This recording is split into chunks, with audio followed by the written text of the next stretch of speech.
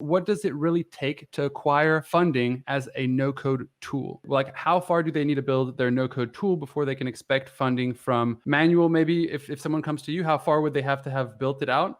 And maybe Louise, what do you think about this? Obviously, David, you have a bit of both sides. Love your input here. I'll start. I think I'm evaluating about 3 or 4 of them now. Some of our mutual friends, Christian, as well. And some of them are just, really early, but you can tell that they're slowly building a rocket ship. You dig into the numbers a little bit, and you basically can see, really early revenue and large margins.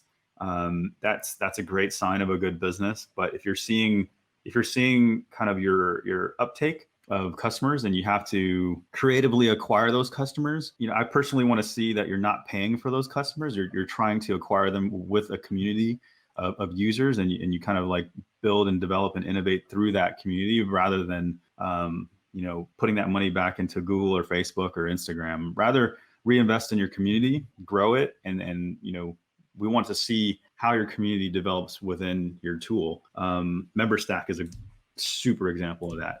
How they were able to generally build that community first, and then monetize or at least raise money. So you'll see more. But community first, build.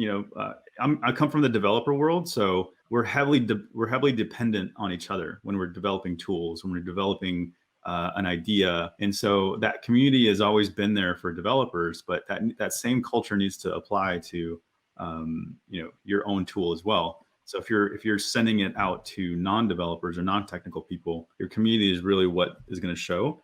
And then when you're feeling like you're reaching escape velocity, kind of like uncork, you'll see how crazy it goes after that. I love that. So Louise, what would you expect from a no-code tool coming to you and asking for funding? How far along should they be for you to be considering them at future? Forward. That's okay. I didn't even pick up on it. So we're quite neutral as an institutional investor in that we invest in idea stage businesses. So the answer is, you don't need to have any metrics or product built, etc. But with the no-code space particularly, I think there's a lot of tools popping up right now, and it's quite hard as an investor even to keep on top of them. So what we would need to see from you is a well-defined category that you are operating in or hoping to operate in, some detailed competitor analysis, and ideally your opinion on what the characteristics of the winner in that market would be. And obviously, ideally, you meet those characteristics. So when you say category, are you speaking about a specific target market, user profile? Yeah, it could be user profile. The area within no code that you are going to address specifically, and whose needs you're going to solve essentially. So you could be a horizontal solution or you could be a vertical solution, but which one of those you are and which area that you're going to operate in. Excellent.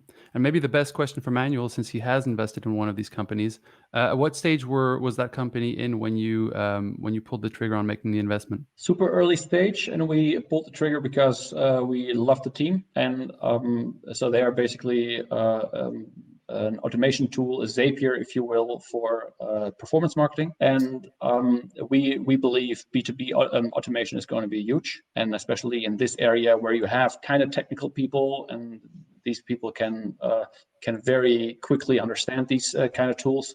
So we knew the market, we knew the team, and then they were even pre-launched then.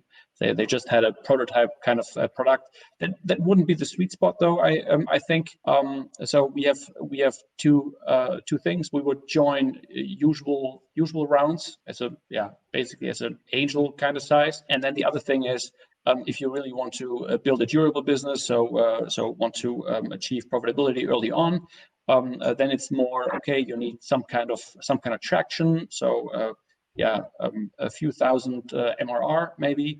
And then to really, we need to understand why we or what we could bring to the table, and why it makes sense. And then we would definitely go onto the journey together, and then also try to put so much money in that this is also the last check then, or that this could be the last check. So what do you need to get to profitability, and then let's grow steadily, but not hypergrowth.